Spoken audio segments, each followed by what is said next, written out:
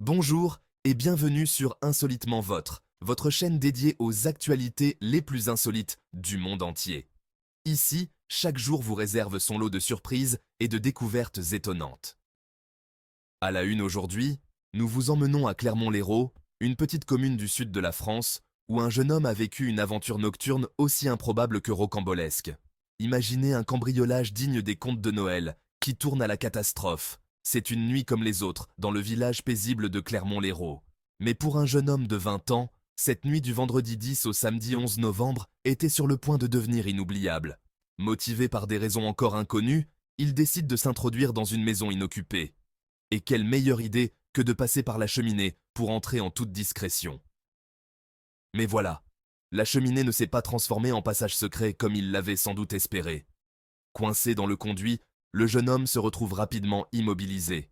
L'obscurité, le froid et l'étroitesse du conduit rendent sa situation désespérante. Et c'est à ce moment-là que les choses prennent une tournure vraiment cocasse. Incapable de se libérer, il commence à crier à l'aide. Aux alentours de 3 heures du matin, ces appels à l'aide résonnent dans le quartier tranquille. Les voisins, réveillés par ces cris inhabituels, appellent les secours. Les pompiers arrivent rapidement sur place et évaluent la situation. Pour libérer le jeune homme, ils n'ont d'autre choix que de démolir une partie du plafond de la maison. Après quelques instants de travail intense, l'intrus est enfin libéré de sa prison de briques et de suie.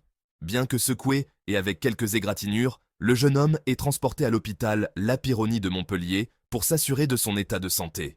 Une fois soigné, il devra s'expliquer devant la justice. Les autorités locales cherchent à savoir s'il s'agissait d'une tentative de vol ou d'une envie soudaine de squatter les lieux.